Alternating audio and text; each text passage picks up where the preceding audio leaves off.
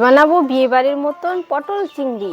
প্রথমে মাছে লবণ দিয়ে দিব, তারপরে দিয়ে দিব হলুদ।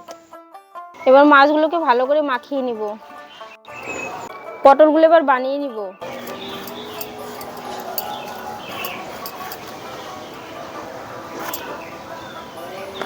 আমি এখানে আলুটাও কেটে নিয়েছি।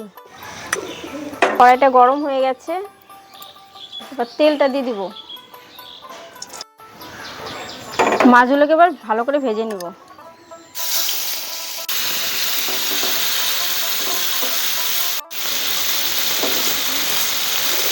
মাছগুলো ভাজা হয়ে গেছে, এবার তুলে নিব।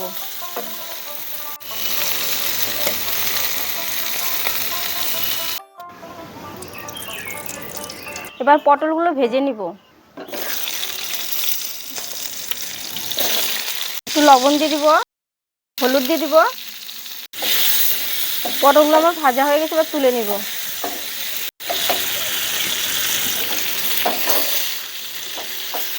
ওই তেলে আলুগুলো ভেজে নিব।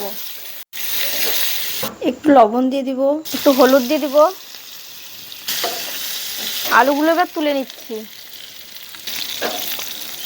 এখন একটা পেস্ট বানাবো। প্রথমে দিয়ে দিব কাঁচা লঙ্কা, দিব টমেটোর, কয়েকটা আদা টুকরো, দিব রসুন, কয়েকটা কাজু বাদাম আর একটু পোস্ত।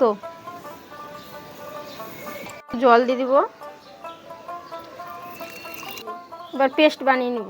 ফোড়নে দিয়ে দিব গোটা গরম মশলা, তার সাথে দিয়ে দেবো তেজপাতা, জিরে, শুকনো লঙ্কা। একটু নেড়ে চেড়ে নিব। পেঁয়াজ বাটা দিয়ে দিব, সেই পেস্টটা কেটে রাখা।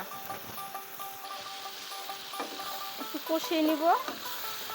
এবার দিয়ে দিব নুন, হলুদ, জিরে দিয়ে দেবো, ধনে গুঁড়ো দেবো, কাশ্মীরি লঙ্কা গুঁড়ো। একটু নাড়িয়ে নিব। দেবো ফেটিয়ে রাখা টক দই।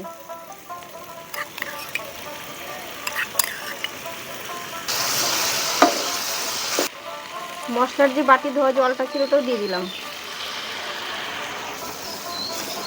মশলাটা কষে এলে দিয়ে দিব ভেজে রাখা আলু পটল। ভালো করে নাড়িয়ে চাড়িয়ে দিয়ে দিব ঝোলের জন্য জল। এবার দিয়ে দিব ভেজে রাখা চিংড়ি মাছগুলো।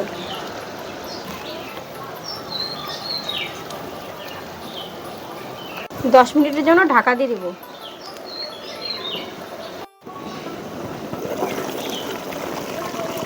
দিয়ে দেবো কাঁচা লঙ্কা চেরা, দিয়ে দেবো গরম মশলা, দিয়ে দেবো ঘি, অল্প একটু চিনি। ভালো করে নাড়িয়ে চাড়িয়ে কিছুক্ষণ রান্না করে নিলেই বাস কমপ্লিট আমাদের আলু পটল চিংড়ি। গরম গরম ভাতের সঙ্গে পরিবেশন করো এই পটল চিংড়ি। বাড়িতে অবশ্যই বানিও কিন্তু, আর আমাকে জানাবে কেমন হয়েছিল। রেসিপিটা ভালো লাগলে একটা লাইক, শেয়ার আর সাবস্ক্রাইব করে দিও। আর নিজেদের মন পছন্দের কোনো রেসিপি চাইলে আমাকে অবশ্যই কমেন্ট করো। আজকে এই অবধি, পরের ভিডিওতে দেখা হচ্ছে।